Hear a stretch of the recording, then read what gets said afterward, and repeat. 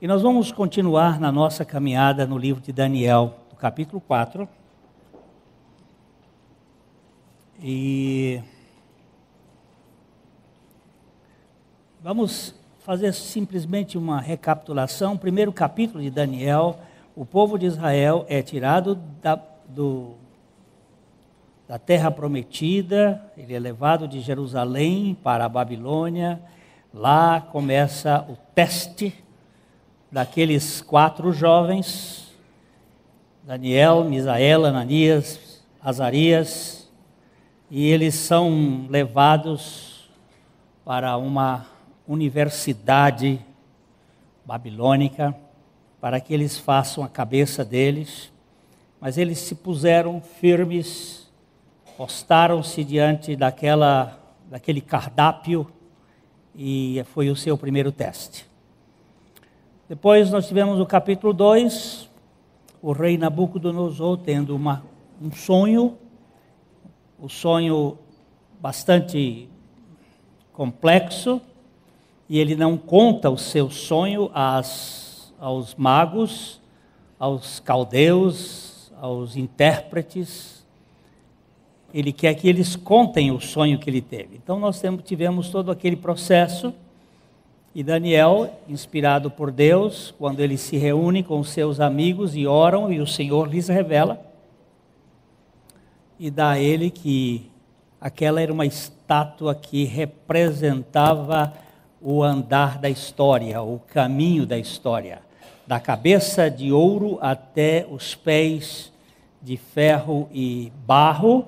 Nós temos os 4 grandes reinos do mundo, que governaram desde o tempo de Nabucodonosor, o grande rei da Babilônia, cabeça de ouro, peito de bronze, os medo-persas, os quadris de prata, os quadris de bronze, os gregos, as pernas de ferro e os pés misturados com ferro e barro. Vimos que esses reinos foram se sucedendo, uns substituindo os outros, até que chegamos ao reino de ferro, que é o reino romano. Neste reino, Jesus nasce e começa a pregação do Evangelho, mas o reino romano, ou o Império Romano, de fato, ele não acabou no ano 476, como historicamente nós estudamos, mas ele simplesmente foi transferido para o sistema romano, católico romano, governamental do mundo. E ele vai ser ressurgido nas 10 grandes nações que estão se confederalizando para ser uma coalizão de povos de onde virá o anticristo.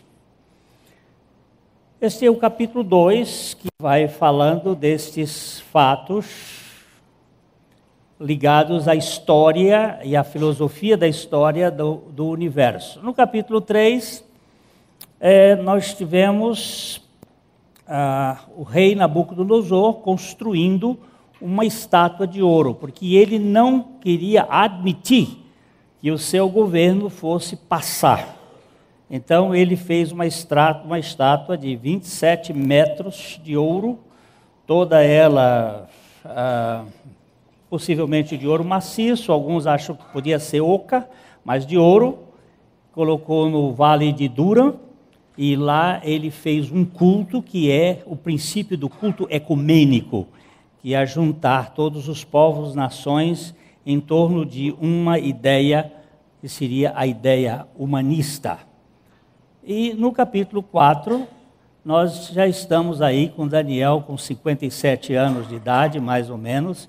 Isso tinha se passado 40 anos desde que ele tinha saído da Babilônia. E esse jovem, possivelmente, não fosse o mesmo Nabucodonosor velho, o filho de Nabopolassar, mas sim um Nabucodonosor posterior, Nabonito, que pode ser interpretado como um intruso, que se imiscuiu no meio da governabilidade, como sempre acontece na política.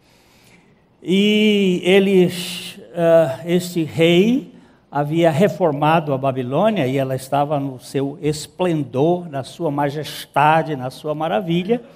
E este capítulo, como vimos, é o único capítulo da Bíblia que foi escrito ou ditado por um pagão. Toda a Bíblia tem sido usada por homens que Deus escolheu para escrever. Possivelmente tenha sido Daniel que escreveu mesmo, mas como uma espécie de amanuense. Ele escreveu ditado pelo rei. E este texto, ele revela exatamente o tratamento de Deus com a arrogância humana, com o orgulho. Nós vamos dar uma voltinha, pegar o verso 30, quando o rei diz que ele conseguiu chegar ao ápice, construindo a Babilônia com a sua força, com o seu poder. Capítulo 30.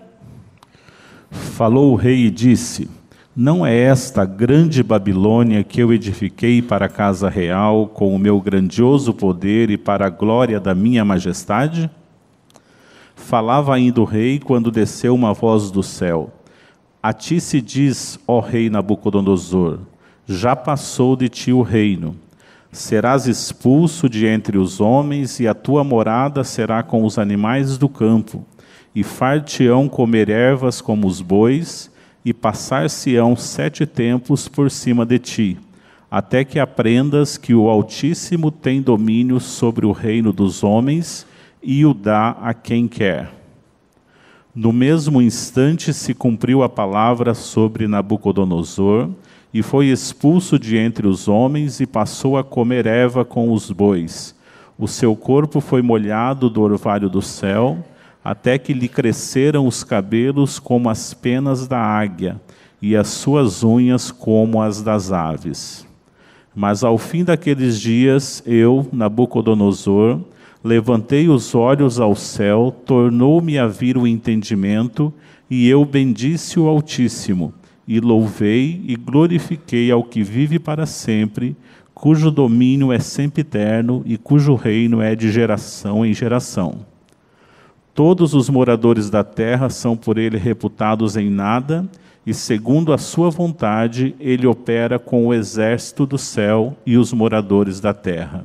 Não há quem lhe possa deter a mão, nem lhe dizer: que fazes? Tão logo me tornou a vir o entendimento, também para a dignidade do meu reino, tornou-me a vir a minha majestade e o meu resplendor.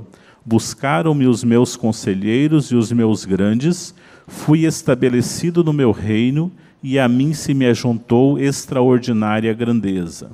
Agora, pois, eu, Nabucodonosor, louvo, exalço e glorifico ao Rei do céu, porque todas as suas obras são verdadeiras, e os seus caminhos justos, e pode humilhar aos que andam na soberba. Nós sabemos, Pai, que isto é a Tua palavra e é a verdade, e que ninguém pode rebelar-se contra o Teu propósito eterno. Tu falas conosco nesta noite pela Tua palavra, através do Teu Espírito, glorifica o teu Filho. Salva aqueles a quem tu tens escolhido desde a eternidade. Edifica a tua igreja por meio do teu Espírito Santo e alegra os nossos corações com a revelação da pessoa de Jesus. No nome do Senhor. Amém. Então, vamos voltar ao versículo 30 outra vez, só para dar uma olhadinha rápido, para que nós observemos que ele diz: falou o rei e disse, não é esta a grande Babilônia que eu edifiquei. Nós já falamos isto, que o ego do homem, ele é soberbo. Tudo que é grande, que a gente quer, é posições elevadas. Fui eu que fiz para a casa real com meu grandioso poder. Não resta dúvida que o poder deste rei era muito grande.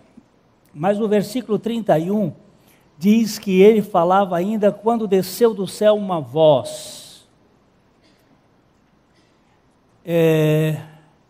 A ti se diz, ó rei Nabucodonosor, já passou de ti o teu rei. Deus havia dado a este rei 1 ano para que ele pudesse se arrepender. Desde o momento em que ele teve o sonho, até que se cumprisse este evento, Deus havia dado 1 ano para que ele se arrependesse. Mas o homem não se arrepende sem que Deus mesmo mova o coração da pessoa para o arrependimento. É a bondade de Deus quem leva o homem ao arrependimento. E a Bíblia nos diz, dentro dos critérios da sua soberania, que ele usa de misericórdia com quem quer e endurece a quem quer.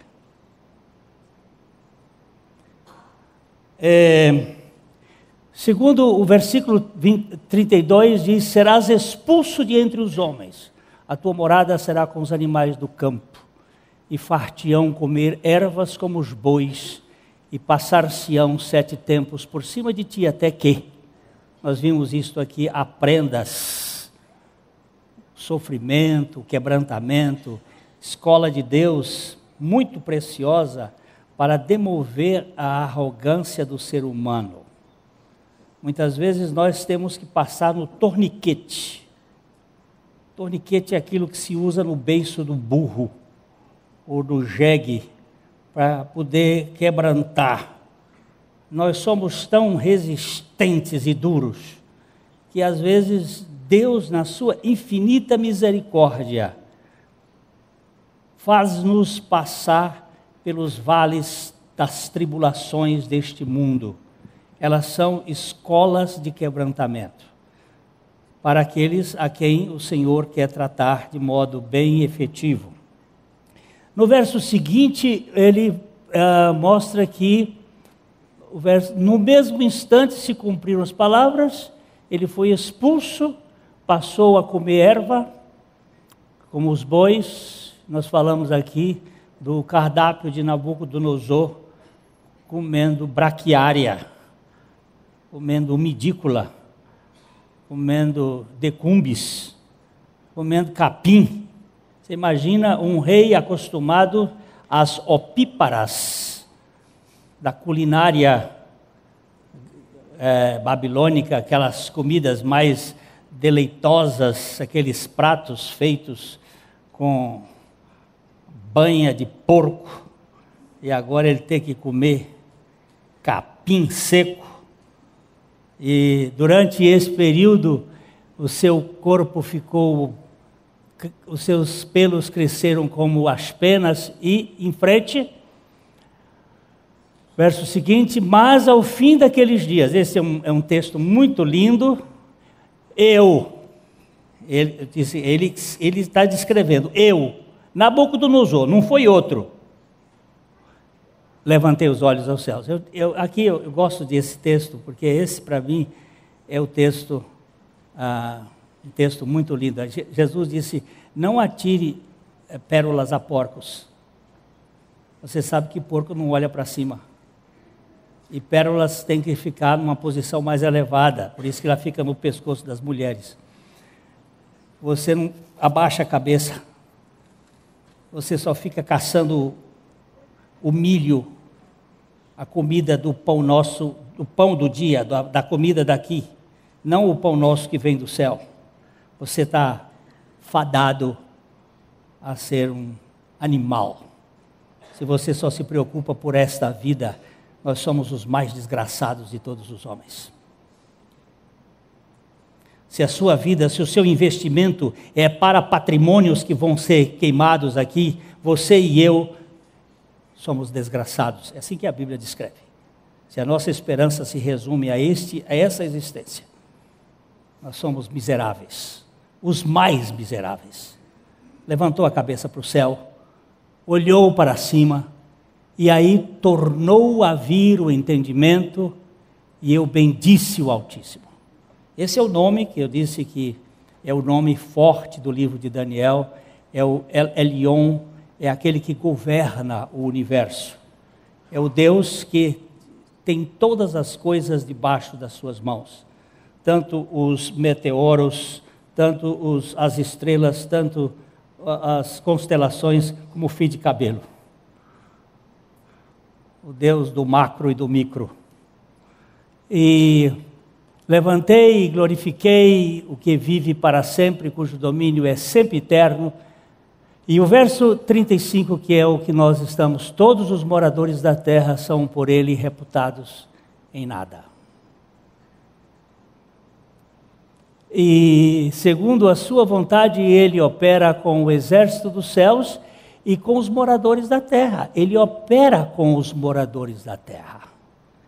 Ele opera com Nabucodonosor, ele opera com Ciro, ele opera com Barack Obama, ele opera com Netanyahu, ele opera com Dilma, ele opera.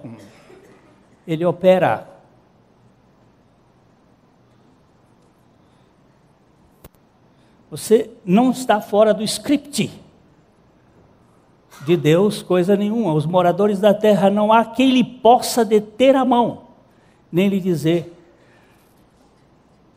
por que fazes o que fazes? O que o senhor está fazendo? Deus tem um propósito, e esse propósito é eterno. Não há nada provisório ou casual em Deus.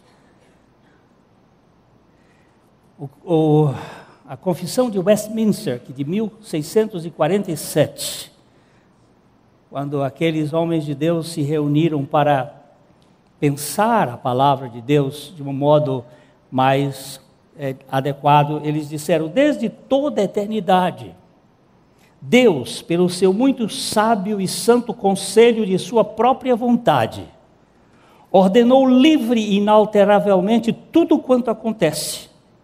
Porém, de modo que nem Deus é o autor do pecado, nem violentada é a vontade da criatura, nem é tirada a liberdade ou contingência das coisas, das causas secundárias antes estabelecidas. Ou seja, tudo o que acontece tem a determinação ou a permissão de Deus, tanto na sua vontade deliberada como na sua vontade permitida. Deus governa o universo. O propósito eterno de Deus governa todas as coisas no universo. Nós não vivemos numa doutrina da fatalidade. Nós vivemos na providência eterna divina, que tem um Deus que controla e completa todas as coisas. A soberania de Deus não é arbitrariedade, como alguns a julgam erroneamente, pois Deus tem suas razões baseadas em sua sabedoria infinita, as quais nem sempre decide revelar-nos. As coisas encobertas pertencem a Deus e as reveladas pertencem a nós e aos nossos filhos. Mas tem coisas que Ele não é do seu propósito nos revelar. Mas Deus tem um propósito eterno que governa as nações, governa tudo. Vamos dar algumas dicas na palavra de Deus. O Salmo 103, versículo 19, mostra que todas as nações estão dentro deste propósito. Nos céus estabeleceu o Senhor o seu trono, e o seu reino domina sobre tudo. Domina sobre tudo.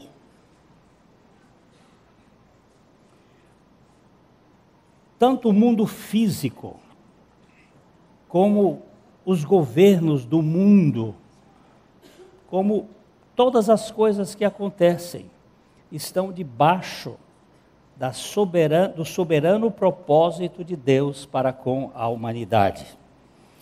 Salmo 66, versículo 7.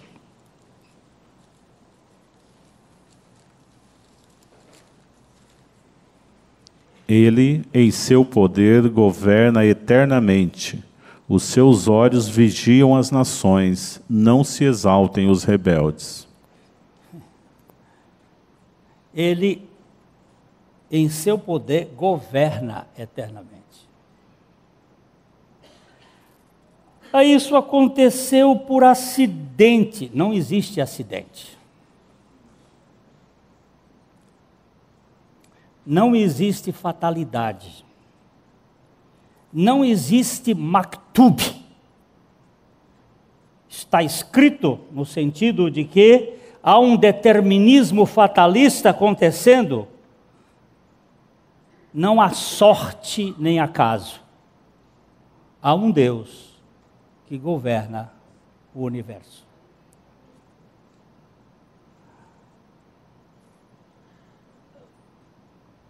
Tudo está sob controle. Eu tenho vários textos aqui, mas nós não vamos ter muito tempo, porque hoje também tem ceia. Eu não quero ir alongando. O apóstolo Paulo chamou o plano de Deus de seu eterno propósito. E eu quero aqui abrir a palavra em Efésios capítulo 3. Bom, vamos ler do 8 ao 12, mas é o verso 11 que ele vai mostrar exatamente isto. Efésios capítulo 3, de 8 até 12. A mim, o menor de todos os santos, me foi dada esta graça de pregar aos gentios o evangelho das insondáveis riquezas de Cristo, e manifestar qual seja a dispensação do mistério desde os séculos, oculto em Deus, que criou todas as coisas, para que, pela Igreja, a multiforme sabedoria de Deus se torne conhecida, agora dos principados e potestades nos lugares celestiais, segundo o eterno propósito que estabeleceu em Cristo Jesus, nosso Senhor, pelo qual temos ousadia e acesso com confiança, mediante a fé nele. Agora vamos voltar a ler. A Bíblia a gente lê uma vez, 2 vezes, 3 vezes, medita, volta de novo, faz de novo, porque não são insondáveis. Vamos voltar ao versículo 8 outra vez, que ele vai dizer aqui, que a mim, Paulo, o menor de todos os santos, ele se considera o menor dos santos, o menor dos apóstolos, mas o maior dos pecadores. É diferente de Nabucodonosor, que já quer ser grande nos feitos dele na criação. Paulo só se considerou grande como pecador, mas como santo, o menor. Isto é a desconstrução que está acontecendo na vida dele. O menor de todos os santos, me foi dado esta graça de pregar aos gentios. Não é esse dever, ainda que nos seja um ai se eu não pregar o evangelho, mas é uma graça poder pregar aos gentios o evangelho, a boa notícia, aquilo que contrapõe a religião.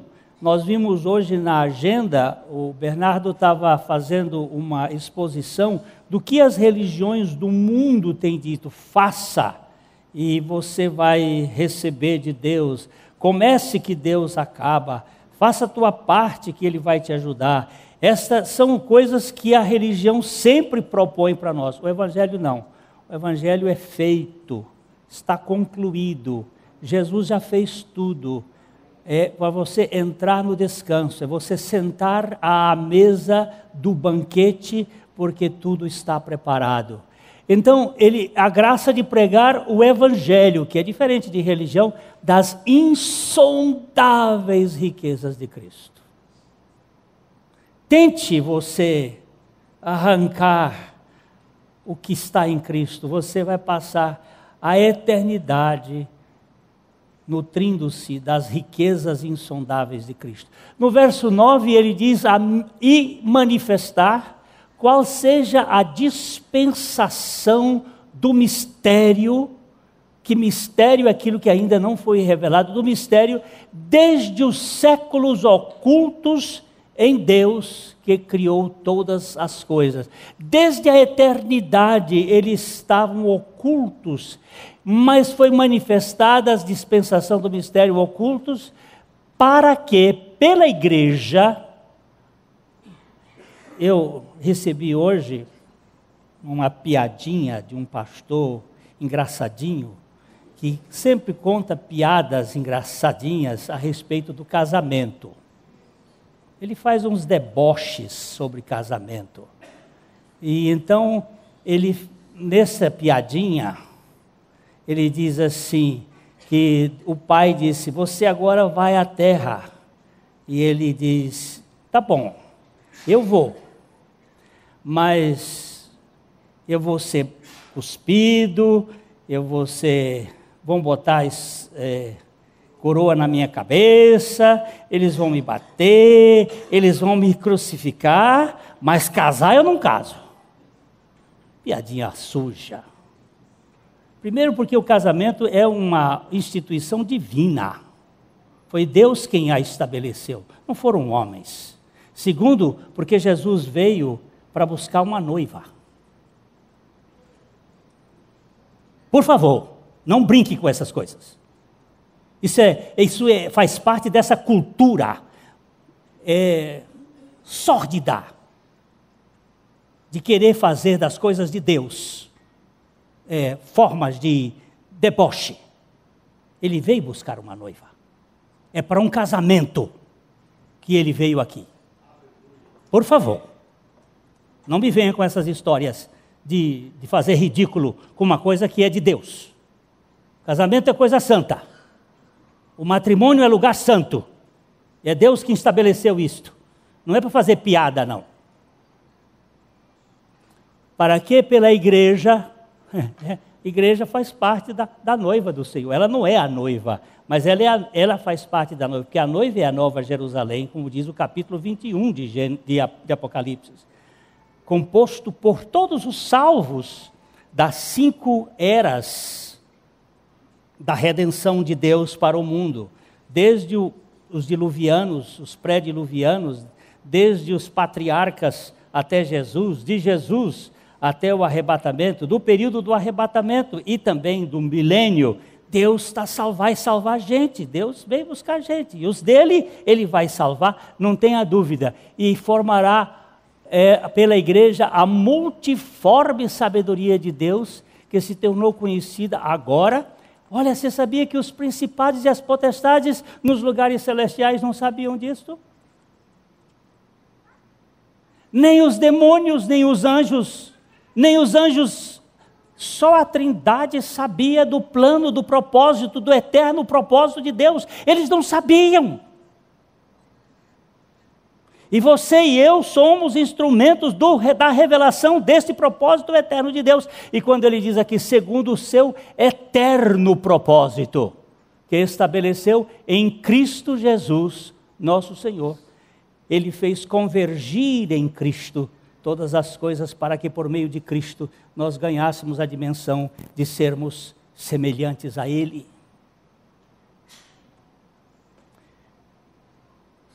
Tem alguma coisa fora do eterno propósito pelo qual temos ousadia e acesso com confiança mediante a fé que nos foi dado nele.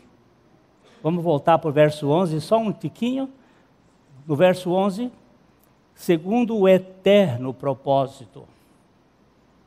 Eterno propósito não é um propósito provisório que foi estabelecido no momento da queda.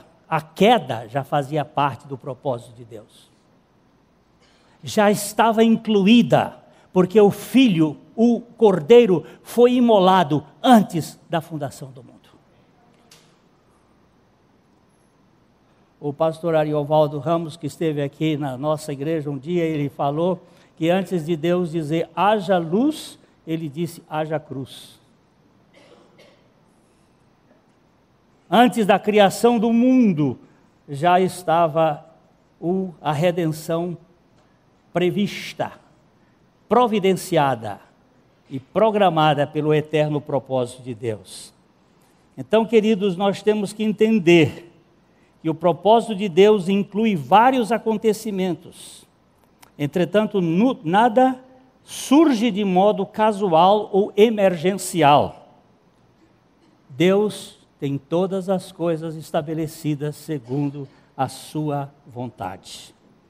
No livro de Romanos, capítulo 8, 28 a 30, nós temos aí aquilo que se chama a cadeia de ouro da redenção do homem. Sabemos que todas as coisas cooperam para o bem daqueles que amam a Deus, daqueles que são chamados segundo o seu propósito. Volta, leia outra vez. Sabemos que todas as coisas cooperam para o bem daqueles que amam a Deus, daqueles que são chamados segundo o seu propósito. Vamos parar aqui um pouco. Todas as coisas cooperam para o bem daqueles que amam a Deus. Quantos amam a Deus? Ninguém. Portanto, se alguém o ama, é porque foi amado primeiro. Não há quem busque a Deus, não há nenhum sequer. Se o amamos, é porque fomos amados por Ele. Hã? De tal maneira. Ele nos amou. Amamos porque Ele nos amou primeiro. Pastor, não dá para pôr esse texto ali? Não dá para pôr esse texto ali? Porque tem pessoas que não conhecem esse texto. Qual o texto? Não há quem busque a Deus, não sequer. Eu sou meio surdo. Não há quem busque a Deus. Romanos capítulo 3, versículo 12. Por favor, Romanos.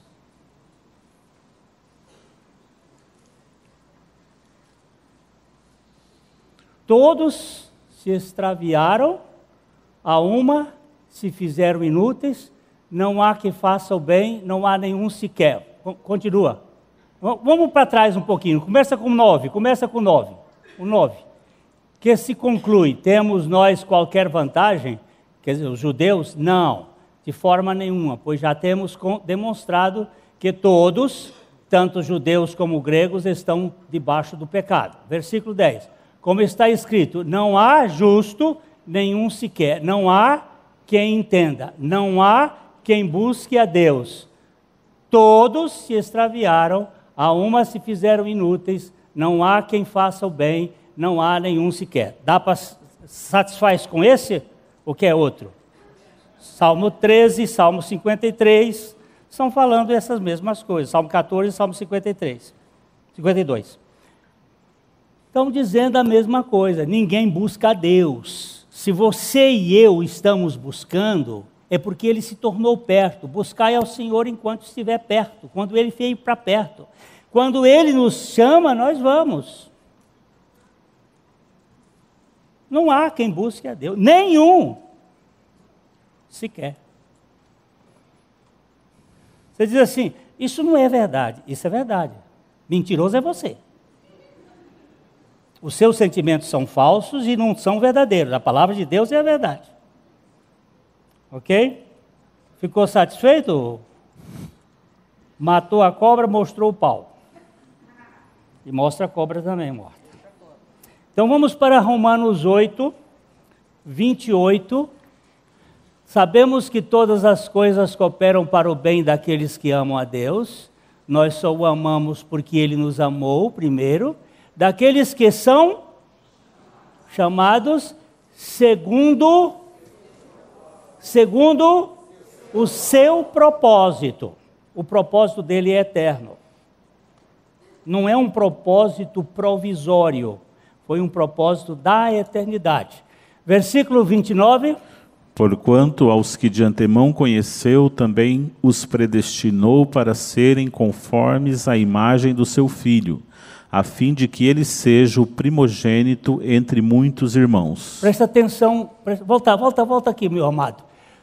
Aos que de antemão conheceu, também os predestinou para serem conformes à imagem do seu Filho, a fim de que ele seja primogênito entre muitos irmãos.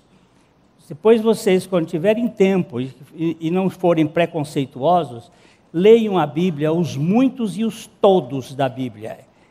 E entendam quando é muito e quando é todos, e quando todos não são muitos e quando muitos não são todos. Tudo na Bíblia tem uma razão. Continue. E aos que predestinou, a esses também chamou, e aos que chamou, a esses também justificou, e aos que justificou, a esses também glorificou. Agora veja a ordem que a gente começa. Aos que de antemão conheceu, predestinou, chamou, justificou, glorificou. Só não entra nessa corrente aí a santificação. O resto tudo é feito por Deus. Porque a santificação Deus faz e o homem, Deus age e o homem reage. Deus faz e o homem responde. Mas desde a eternidade, Deus pré-ordenou as coisas segundo o propósito da sua vontade. Eu disse que esse assunto é o mais difícil da Bíblia. Soberania de Deus.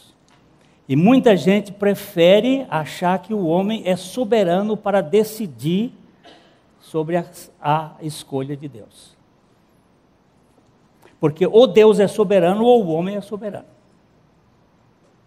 Não tem dois soberanos ao mesmo tempo. Então nós temos que entender aqui que a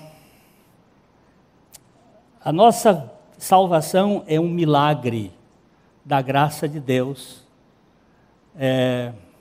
Eu falei para vocês, hoje eu estou com minha filha, as duas filhas em casa, e a filha grávida, e eu pus a mão na barriga da filha para ver o movimento do Felipe. Ele não pediu para vir ao mundo, ele não quer vir ao mundo porque ele quer.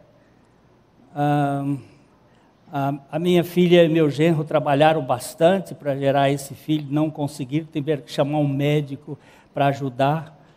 Ele é muito querido e desejado, mas nem eles mesmos puderam produzir o filho. Nós não nascemos porque queremos nascer, nós nascemos porque os nossos pais quiseram. E nós não nascemos de novo porque nós queríamos nascer de novo, nós nascemos de novo porque Deus quis que nós nascêssemos de novo. Veio para o que era seus, os seus não receberam, mas a todos quantos o receberam, deu-lhes o poder de serem feitos filhos de Deus, a saber os que creem no seu nome, os quais não nasceram do sangue, nem da vontade da carne, nem da vontade do varão, mas da vontade de Deus. Foi a vontade de Deus que nos buscou, foi Deus, na sua soberania, que nos quis. Agora não me pergunte, por que nem todos são salvos? Porque Deus é soberano.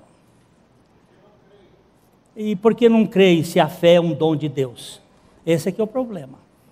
Eu não sei explicar e nem vou tentar explicar isso. Mas você quer ver um texto que me deixa bem assim? Provérbios 16:4. Vamos dar uma olhada nesse texto aí. Provérbios 16:4. Já que você falou nesse assunto aí, não era para se falar, mas você já mexeu? Vamos ver. O Senhor fez todas as coisas para determinados fins, e até o perverso para o dia da calamidade. Aí vai dormir em paz.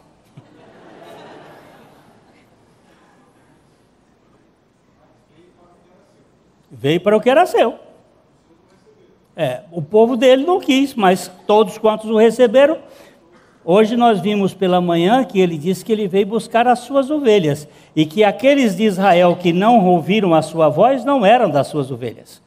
Vocês não creem porque não são das minhas ovelhas. Se fosse das minhas ovelhas, ouviriam minha voz. Eu sei que é um milagre, e eu dou graças a Deus muito, e muito, e muito, porque ele teve esse foco botado em cima de mim. Todos os dias são dias de adoração. Existe um decreto de Deus. Um decreto é uma determinação, é uma ordem de alguém que tem autoridade suprema. Todos os dias, eu estava vendo outro dia que o Maduro, ele está tão verde, que resolveu tirar o Congresso para ele governar por decreto. Mas decreto de um ser finito, ou os decretos dos medas e persas, que deem uma palavra, mas o rei morre. O único decreto que perdura é daquele que nunca morre, ou quando mata, ressuscita. É o decreto do eterno propósito de Deus. Eu queria ler Isaías 46, 9 a 11. Isaías 46, de 9 a 11. Lembrai-vos das coisas passadas da antiguidade, que eu sou Deus, e não há outro. Eu sou Deus, e não há outro semelhante a mim. Que desde o princípio anuncio o que há de acontecer, e desde a antiguidade, as coisas que ainda não sucederam, que digo, o meu conselho permanecerá de pé, farei toda a minha vontade. Que chamo a ave de rapina desde o oriente, e de uma terra longínqua o homem do meu conselho. Eu o disse, eu também o cumprirei. Tomei este propósito, também o executarei. Você duvida disso aqui? Vamos voltar. Vamos voltar para o versículo 9. Lembrai-vos das coisas passadas da antiguidade, que eu sou Deus, não há outro. Eu sou Deus, não há outro semelhante a mim, que desde o princípio anuncio o que há de acontecer, e desde a antiguidade as coisas que ainda não sucederam, que digo, o meu conselho permanecerá de pé, farei toda a minha vontade. Seja feita a tua vontade, assim na terra como no céu. Toda a vontade de Deus. Aí ele diz assim, que chamo a ave de rapina desde o oriente, e da terra longínqua o homem do meu conselho. Quem está chamando aqui é Ciro, 350 anos antes do cabra nascer. Deus, no capítulo 45 de Isaías, o chama pelo nome. Tu és Ciro, meu servo. Porque nós vimos lá no texto que ele governa com o exército dos céus e com os homens da terra. Deus usa Barack Obama. Ninguém está fora do seu propósito. Cumprirei, eu disse e eu também o cumprirei. Tomei este propósito, também o executarei. Nós estamos de acordo com o propósito de Deus. Não tem jeito. Deus é soberano e tem o direito absoluto de fazer o que lhe apraz. Você crê nisso? Ele faz o que lhe apraz. Isso constrange a nós. Mas isto nos faz quebrantados saber que Ele e somente Ele pode nos mudar. Eu queria gastar ainda um pouquinho do tempo só na leitura para que no domingo que vem, se assim o Senhor permitir, nós entremos nesse texto com mais vagar. Romanos 9, de 1 a 13.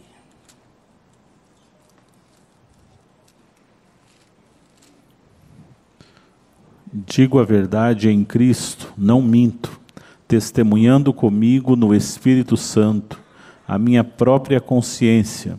Tenho grande tristeza e incessante dor no coração, porque eu mesmo desejaria ser anátema, separado de Cristo, por amor de meus irmãos, meus compatriotas, segundo a carne. Ele está falando dos judeus, queridos, ele está aqui chorando. O apóstolo Paulo era um judeu que também não queria Cristo, ele detestava Cristo, ele era inimigo de Cristo, ele se tornou um perseguidor dos cristãos.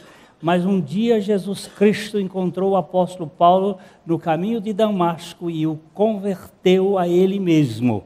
E a partir daquele momento, Paulo foi para um deserto e teve um seminário de deserto com Deus e passou a anunciar o evangelho de Cristo.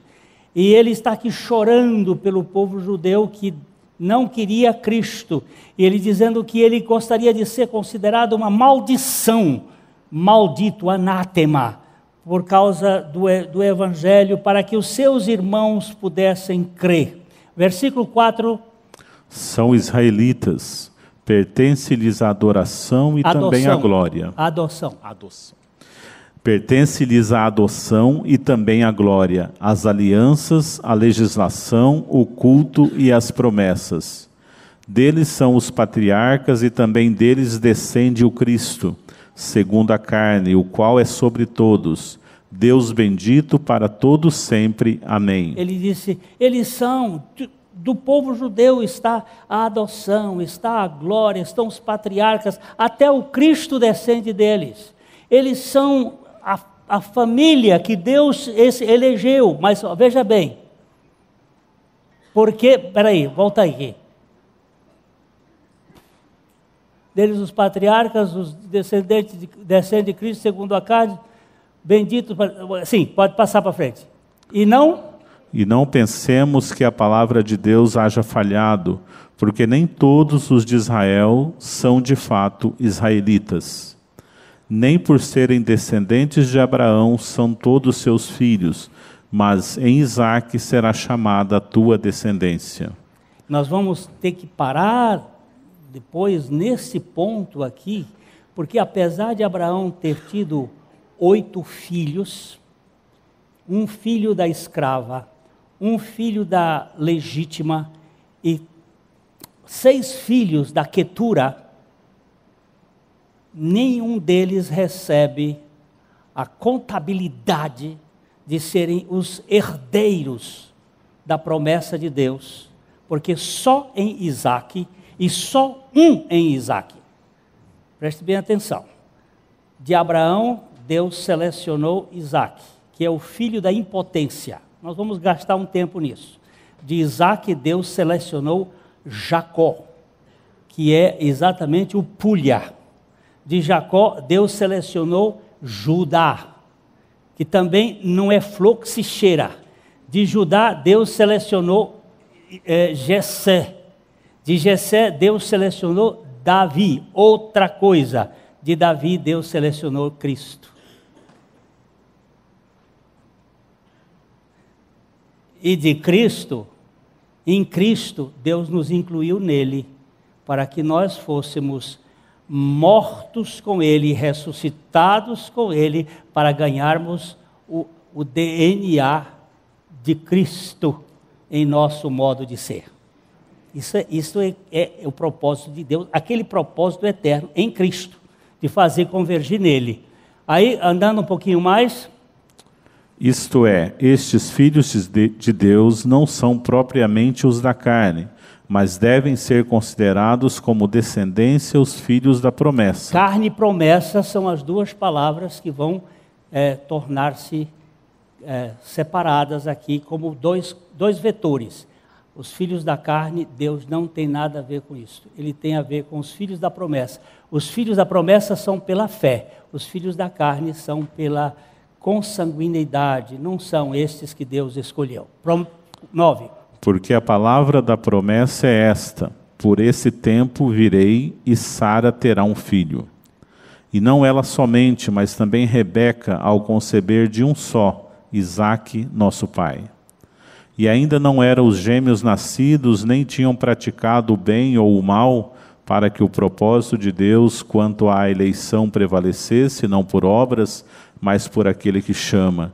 Já fora dito a ela: o mais velho será servo do mais moço. Como está escrito: amei Jacó, porém me aborreci de Esaú.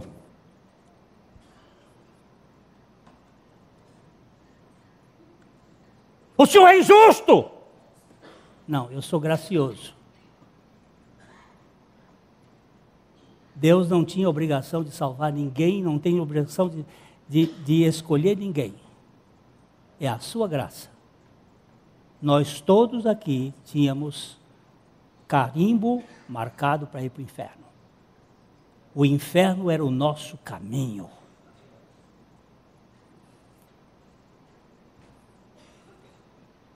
Deus não é obrigado a salvar. Voltando, vamos voltar, é Bíblia, né? O verso 9.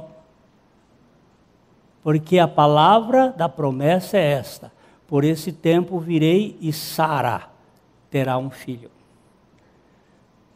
Sara, nós vamos gastar um tempo aqui. Sara se meteu os pés pela mão para fazer o filho do jeito dela, que foi o Ismael, com a escrava. Tudo por desobediência ao princípio de Deus.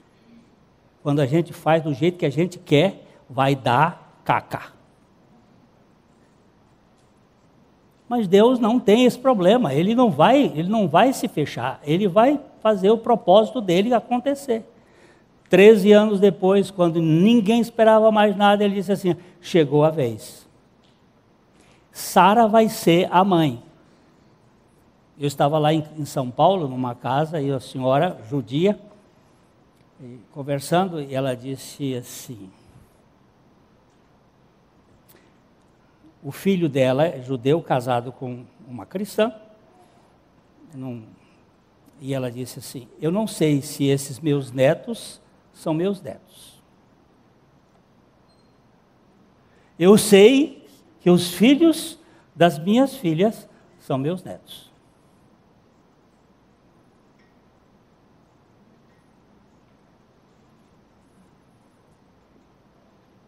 Porque o filho do filho pode ser de outro, mas o filho da filha, mesmo sendo de outro, é filho dela, é neto dela.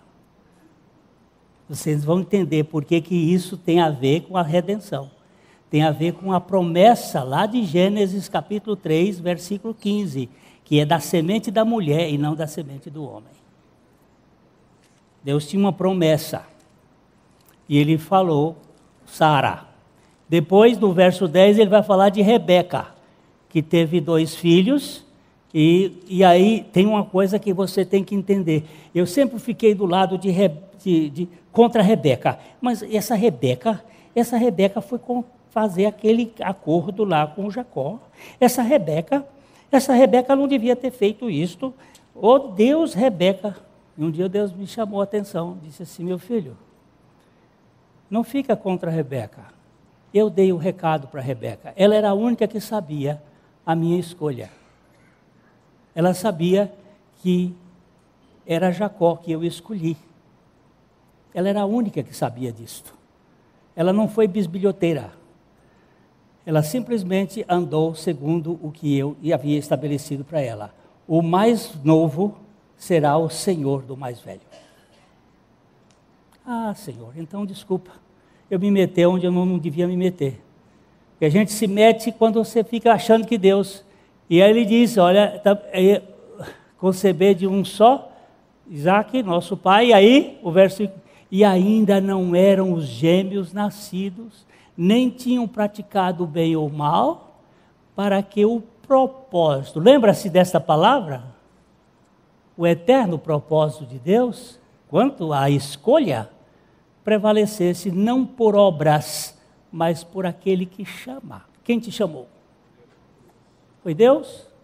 Quem chama ele predestina, ou ele predestina e chama, quem chama ele justifica, quem ele justifica, ele glorifica.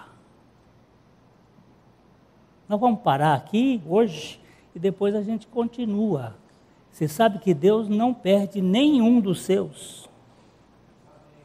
Nenhum. Até Jesus disse, todos os que o Pai me deu, esses vieram a mim, e dos que Ele me deu, nenhum se perdeu, a não ser o filho da perdição que entrou aqui para cumprir o seu propósito. O eterno propósito de Deus. Deus está com as mãos no seu timão. Deus nunca deixa o copiloto dirigir.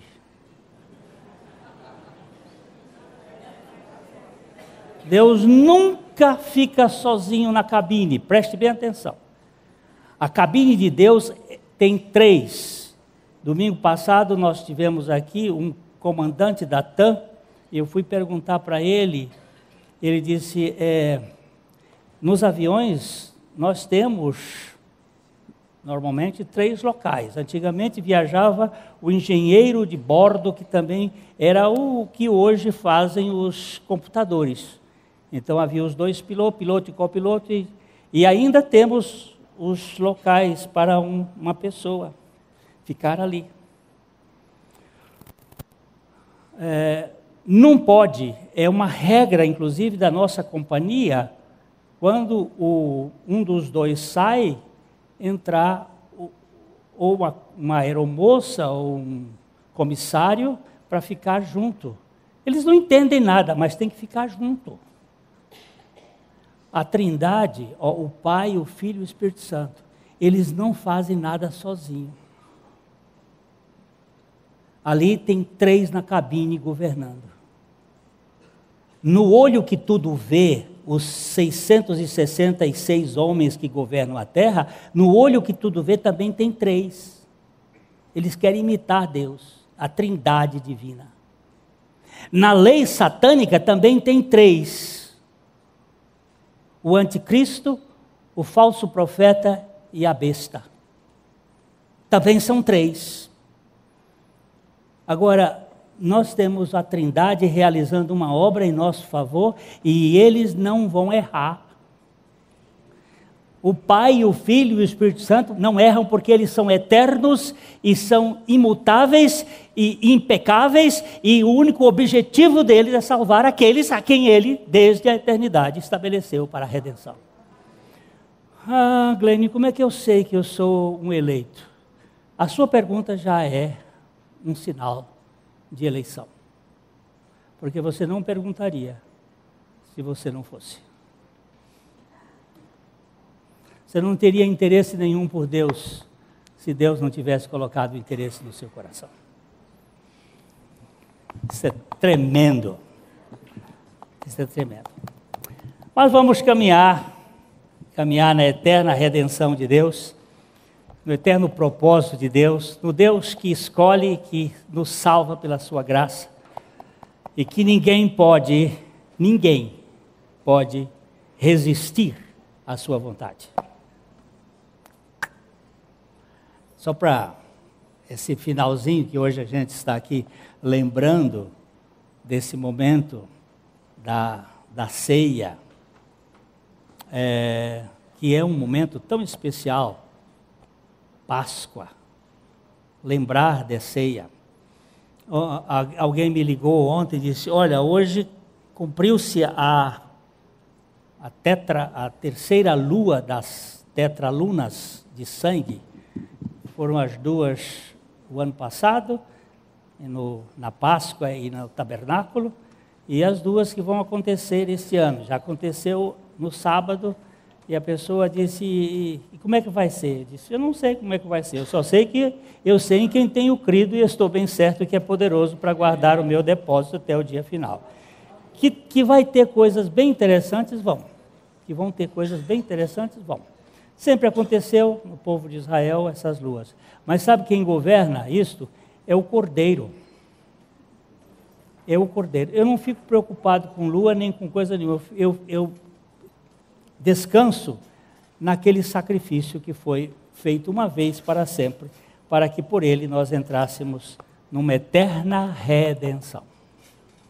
Não sei se você avalia isso como um preço, uma coisa importante. Estes símbolos aqui estão falando desta redenção maravilhosa que o Senhor realizou em nosso favor. A mensagem que você acabou de assistir faz parte do Ministério de Comunicação Palavra da Cruz. Temos um grande acervo de estudos bíblicos em áudio e vídeo. Distribuímos também gratuitamente o jornal mensal Palavra da Cruz. Entre em contato conosco pelo fone 0 operadora 43 3372 8900 ou pelo e-mail livraria@piblondrina.com.br. Visite-nos pelo site www.livrariapiblondrina.com.br ou acesse www.piblondrina.com.br. Graça e paz.